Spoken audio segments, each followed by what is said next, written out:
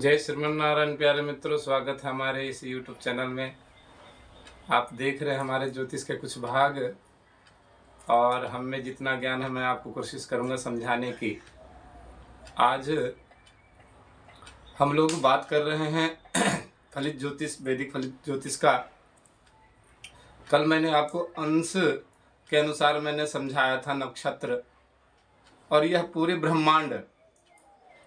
ब्रह्मांड के अंदर हमारे जहाँ पे ज्योतिष की बात होती है, तो इस ज्योतिष के प्रखर वक्ता जो हुए हैं वह 18 बताए गए हैं, और उनमें से ही एक पराशर जी महाराज हैं हमारे, जिसको पराशर होरा शास्त्र जिन्होंने कहा है। तो देखिए, हमारे इस प्रकृति और इस जो यह हमारा ब्रह्मांड है, उनके जो रचने वाले हैं, रचयिता हैं, वह भगवान श्री हरि नारायण विष्णु हैं। क्योंकि पहला सृष्टि आरंभ के अंदर पराशर जी महाराज ने लिखा है, एको व्यक्तात्मको विष्णु नारदो प्रभुरीश्वरः शुद्ध सत्वो जगत स्वामी निर्गुणास्त्रे गुणान्वित। यह हमारा जो प्रकृति है और यह हमारे नारायण मानिए, यह काल पुरुष, जो काल पुरुष है हमारे, वह उनके 3 ही गुण हैं। यह प्रकृति के 3 गुण हैं, सत, रज और तम। तो उन्हीं के अनुसार हमारा यह जीवन चलता है, सृष्टि चलती है। तो हम कल बात कर रहे थे नक्षत्र और यह ब्रह्मांड का पूर्णतः जो ब्रह्मांड का एक मान बताया गया है 360 डिग्री का, वह मैंने आपको बताया था किस प्रकार से है। तो नक्षत्र के बारे में, जैसे हम लोग नक्षत्र कल भी पढ़े थे, 13 अंश 20 मिनट का एक नक्षत्र होता है। अभी यहां अगर देखेंगे, बात करेंगे, तो हम लोग भारत में रहते हैं। तो भारत हमारा यह जो गोलार्ध आप देख रहे हैं, इसके हम लोग उत्तर की ओर जो अक्षांश होता है, भारत हमारा यहाँ है।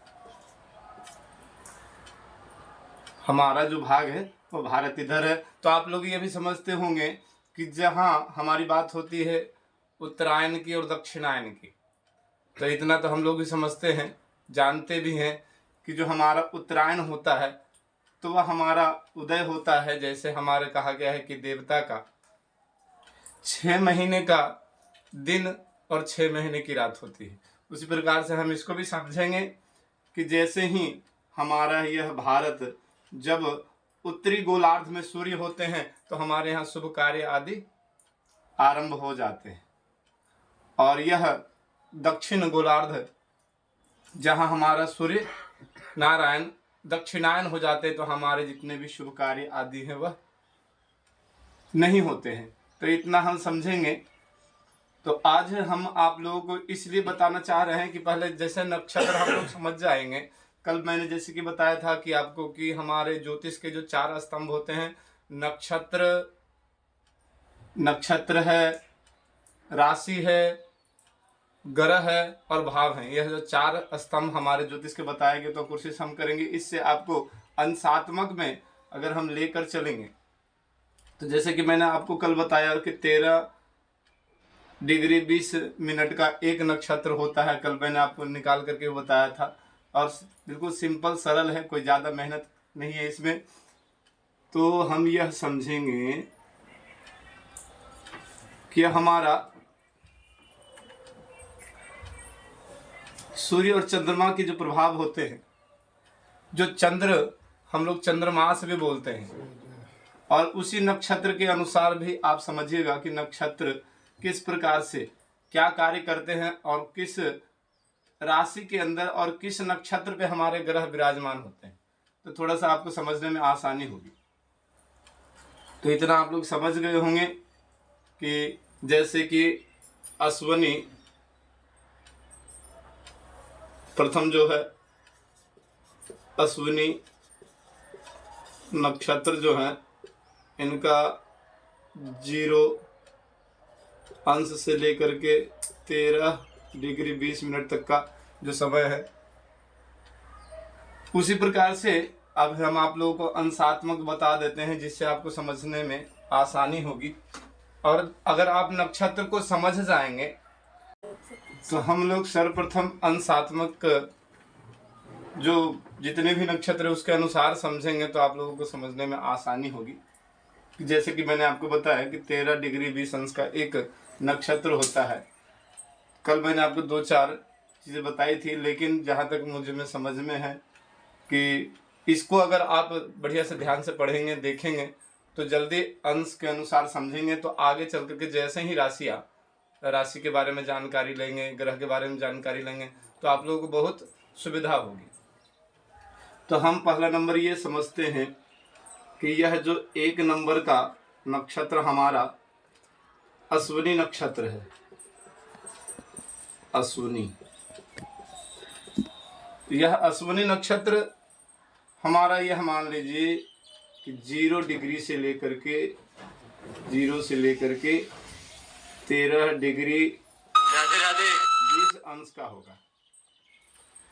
प्रथम जो नक्षत्र होगा उसका डिग्री 0 अंश से लेकर के 13 अंश 20 मिनट का होगा। दूसरा हमारा भरणी नक्षत्र है, वह 13 डिग्री 20 अंश से 26 डिग्री 40 अंश का होगा। यह समझेंगे। उसी प्रकार से हमारा तीसरा नक्षत्र कृत्तिका 26 डिग्री 40 अंश से, जब 13 देखिए ये क्यों आया, क्योंकि 13 डिग्री 20 अंश इसमें हमें जोड़ना है तो यह 40 डिग्री का हो जाएगा। हाँ, 40 डिग्री का हो जाएगा यह। इसी प्रकार से जोड़ना है। अब बिल्कुल सरल है, इसमें कोई ज़्यादा भेद नहीं है। यह जनरली ही गणित करने के हिसाब से आप प्राप्त हो जाएगा। यह रोहिणी जो चौथा नक्षत्र है, यह हमारा 40 डिग्री से, इसमें से हम 13 डिग्री 20 मिनट जोड़ देंगे तो हमारा 53 डिग्री 20 अंश हो जाएगा। पांचवा जो नक्षत्र है हमारा मृगशिरा,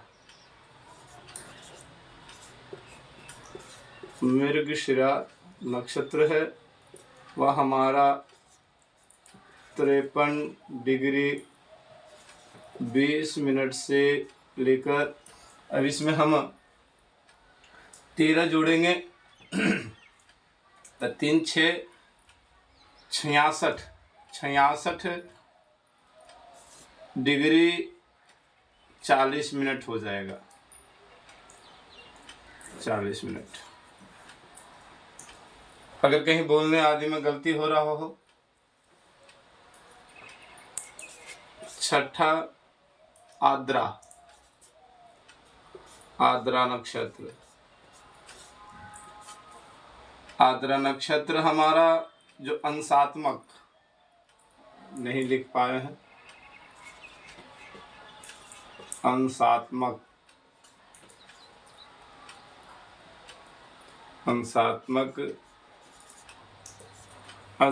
के अनुसार समझेंगे। अंश है, यह सब अंश है। इन पे जब ग्रह इस पे गोचर करते हैं, गोचर में इसमें आपको लोग बहुत फायदा होगा, बहुत जानकारी मिलेगी। जब अब यह अंश के अनुसार आप याद कर लेंगे, सीरियल वाइज याद कर लेंगे तो आपको बहुत ही सुविधाजनक आपको प्राप्त हो जाएगा कि हम किस प्रकार से फलित ज्योतिष को ग्रहण करें और किस प्रकार से जानें। क्योंकि बेसिक चीज़ें हैं, बेसिक चीज़ें अगर आपका मजबूत होगा तो आगे फलित में किसी प्रकार की दिक्कत नहीं होगी। आद्रा का जो 66 डिग्री 40 मिनट होगा, इसमें हम लोग 13 जोड़ देंगे। 13 थोड़ा सा हम भी बहुत समय से मैथ आदि नहीं किए हैं तो हमें भी थोड़ी परेशानी हो सकती है, बहुत समय हो चुका है। इसमें 80 डिग्री का होगा। बहुत समय से हमारा भी छूटा हुआ है, बहुत समय पढ़ाई किए हुए हो गया।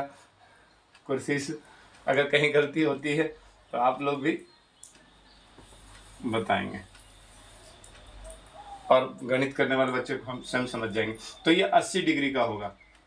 हमारा आद्रा जो नक्षत्र वह 66 डिग्री 20 मिनट से लेकर के 80 डिग्री का होगा, यह समझ जाइए। 7वां पुनर्वसु, पुनर्वसु जो नक्षत्र है हमारा 80 डिग्री से लेकर 93 डिग्री 20 मिनट का होगा। यह हमारा 7वां नक्षत्र है। यह हमारा 8वां नक्षत्र पुष्या होगा।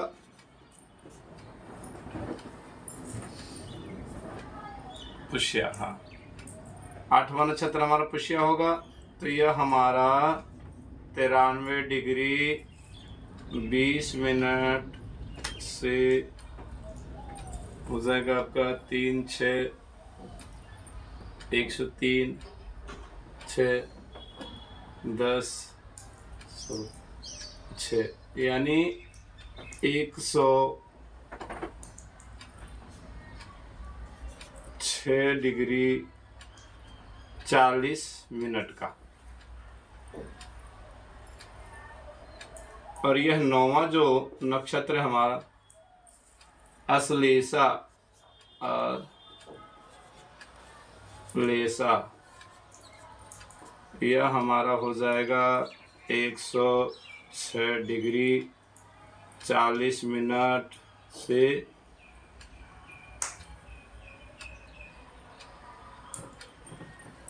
120 मिनट का हो जाएगा। 120 डिग्री का हो जाएगा। तो अब 120 डिग्री तक का 0 अंश से लेकर के आप यहां तक समझ गए होंगे कि 120 डिग्री का हमारा यह 9 नक्षत्र अश्विनी से लेकर के अश्लेष तक का है। अभी यह चीज आप एक बार ध्यान कर लीजिए, नोट कर लीजिए। मैंने आपको इस हिसाब से समझाया है कि इससे आपको समझने में आसानी होगी। आगे इसी में भी आपको ये चीज पता चल जाएंगे। इसमें भी पता चलेगा कि हम यह भी माने कि हमारे इन्हीं नक्षत्रों में से हमारे जो हिंदी मास होता है, हिंदी जिसको महीना हम लोग कहते हैं, बहुत लोगों को यही पता नहीं होता है कि हमारा हिंदी महीना कौन कौन से होते हैं। तो इन्हीं नक्षत्रों में ही आपको मिल जाएगा, इन्हीं नक्षत्रों में ही आप ढूंढिएगा। वैसे हम बताएंगे ही आपको, जैसे कि कृतिका जो कार्तिक का महीना होता है तो उसी को नामकरण कर दिया गया है, हमारे ऋषि मुनियों ने इसका नामकरण किया है, जो कार्तिक रख दिए हैं, जो कार्तिक का मास होता है।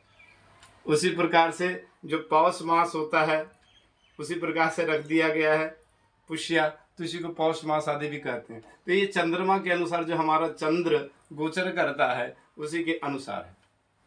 अब इसी में हम आपको बता देंगे, जब दशा के जो ग्रह हैं इन्हीं के आधिपत्य होता है। जो 9 ग्रह हैं हमारे उन्हीं के दशा चलना है। तो अब मान लीजिए कि यहाँ अश्विनी के नक्षत्र के जो स्वामी होते हैं। अच्छा, ये भी बता देते हैं हम आपको कि एक ग्रह के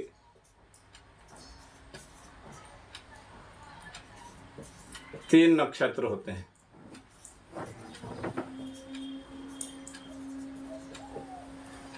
देवता मानिए जिनके अनुसार उन्हें फल प्राप्ति होती है। और वहां देख रहे होंगे, आपको मैंने पहले भी एक नक्षत्र का वीडियो दिया था, तो वह उनके स्वामी हैं सभी ग्रह के। लेकिन ये दशा है, यह आप फलित ज्योतिष पढ़ रहे हैं। तो इसके अंदर यह देखिएगा, एक ग्रह के, अभी आपको क्लियर हो जाएगा जब आप पूर्व में हमारे जो ये नक्षत्र वाला वीडियो अगर देखे होंगे, याद किए होंगे, तो आपको आसानी से समझ में आ जाएगा कि यह कौन कौन से ग्रह हैं। तो हम आपको यहाँ बता देते हैं कि कौन कौन से, यह देखिएगा सीरियल वाइज याद कीजिएगा तो आपको आसानी होगा। ग्रह तो अश्विनी नक्षत्र के जो स्वामी होते हैं वह केतु देव हैं। केतु। भरणी के शुक्र होते हैं, शुक्र ग्रह।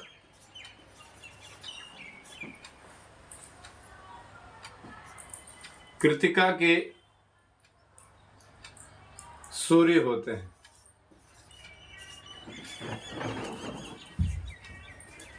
रोहिणी के चंद्रमा होते हैं, चंद्र ग्रह।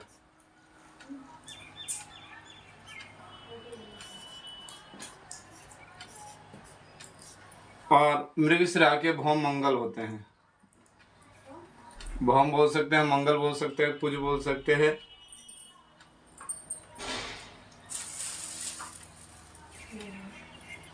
और आद्रा के राहु होते हैं।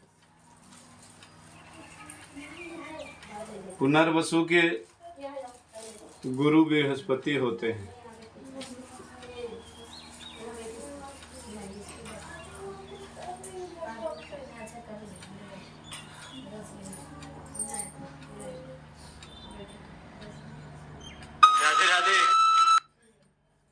और पुष्या के जो दशानाथ होंगे शनि होते हैं।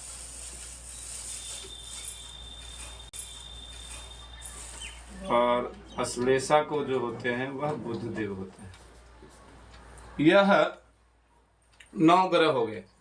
अब इसी क्रम वाइज आपके दशा चलनी है। अब यहाँ देख रहे होंगे अश्विनी नक्षत्र के स्वामी हैं वह केतु हैं, भरणी नक्षत्र के स्वामी हैं, इन्हीं को दशा मिलने वाली है। शुक्र हैं, कृतिका के सूर्य हैं, रोहिणी के चंद्रमा है, मृगशिरा के भौम है, मंगल बोल सकते हैं, आद्रा के राहु हैं, पुनर्वसु के गुरु हैं, पुष्या के शनि हैं और अश्लेषा के बुध हैं।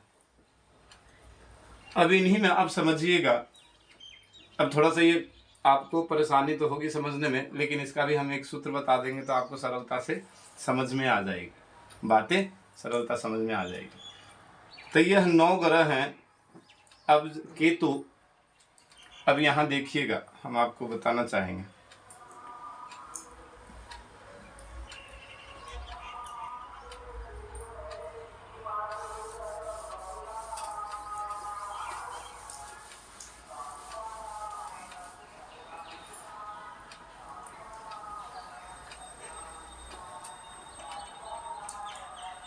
इससे आपको सुविधा होगी।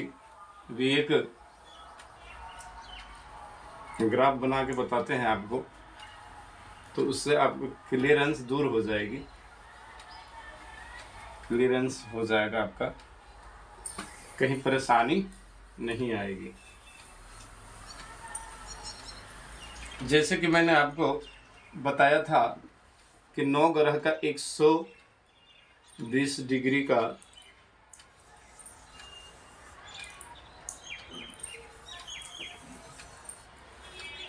तो अब हम लोग क्या करेंगे, इसमें 3 भाग में इसको डिवाइड कर देंगे, 3 भाग में, एक भाग हो गया, 2 भाग हो गया और ये तीसरा भाग हो गया। ये 3 भाग हो गया, यह देख लीजिए। तो अब मान लीजिए कि अश्वनी नक्षत्र जहाँ से मानते हैं, यहाँ से मान लीजिए 1 2 3 4 5 6 7 8 और यह 9, 1 2 3 4 5 6 7 8 9। चलिए इसको हटा देते हैं, आप लोगों को समझने पर दिक्कत हो जाएगी। तो यह मान लीजिए कि हमारा यह जो नक्षत्र है यह अश्वनी है। तो आप लोग जैसे समझ रहे हैं कि यहाँ मैंने आपको पहले अश्वनी नक्षत्र का जो मान बताया मैंने कि 0 अंश से लेकर के 13 डिग्री 20 मिनट का, 13 अंश से 20 कला का। तो यहाँ समझ जाइए कि पहला जो नक्षत्र है उनका स्वामी हो गए स्वामी दशानाथ, जिनको हम बोलेंगे। आगे समझने में आपको आसानी होगी जब हम फलित वगैरह करेंगे, आगे बढ़ेंगे तब। तो यहाँ देख लीजिए कि यह जो आपको मैंने पहले भी बताया कि 9 ग्रह होते हैं, 7 है जो हमारा ग्रह है और 2 छाया ग्रह राहु केतु को दशा में लिया गया है। तो पहला जो यह नक्षत्र अश्वनी, तो यहाँ केतु उनके स्वामी हो गए हैं। और इसी प्रकार से जैसे मैंने आपको इस वीडियो के अंदर 0 डिग्री से लेकर के 120 डिग्री का मैंने आपको मान बताया है, अंशात्मक बताया मैंने, उसमें पीछे देखिएगा, बढ़िया समझिए। तो जैसे ही हमारा पुनः 10वें नक्षत्र आरंभ होगी, 10वां नक्षत्र हमारा मघा हुआ, तो यहाँ केतुदेव की दशा, केतुनाथ इसके, केतुदेव इसके स्वामी हो जाएंगे। इसमें समझने में आसानी हुई होगी आपको, क्योंकि पहला जो नक्षत्र है और उसके बाद 10वां नक्षत्र यह केतु के हैं, केतु ग्रह के हैं। उसी प्रकार से जैसे हम देखेंगे कि हमारा दूसरा नक्षत्र और 11वां नक्षत्र शुक्रदेव के, इसी प्रकार से देखिए ये तीसरा 120 डिग्री का ये हो गया, 120 डिग्री का ये हमारा, और 120 डिग्री का ये हो गया। तो तीनों को अगर जोड़ेंगे तो हमारा पूरा भचक्र ये 360 डिग्री का आ जाएगा।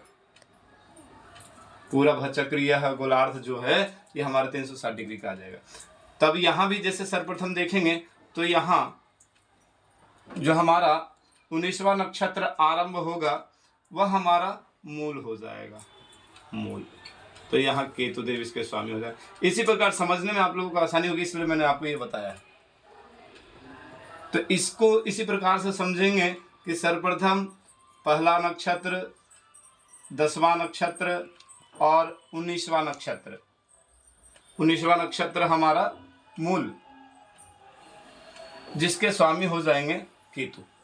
अब आप लोग इतना तो समझते होंगे कि जब केतु की दशा मिलेगी, और आप लोगों को समझने में भी आसानी होगी कि अगर देख रहे होंगे कि आप लोग कि अश्वनी, मघा और मूल, इसके कुछ जो चरण होते हैं वह हमारे मूल, जिसको 27 आदि बोलते हैं, उसमें भी आता है। अब यहाँ देख लीजिए केतुदेव की इसमें जो ये नक्षत्र है। उसी प्रकार से हम लोग नवग्रह को समझ जाएंगे कि यह 2, 11, 20 हमारे शुक्र के हो गए नक्षत्र। तो ये अंशात्मक मैंने आपको इसलिए बताया, विस्तृत से बताया है कि आगे चल करके आपको परेशानी ना हो। तो आज के लिए हम समझे हैं अश्वनी से लेकर के अश्लेषा तक का, यानी 9 नंबर तक का अंशात्मक विस्तार हम लोगों ने समझा है।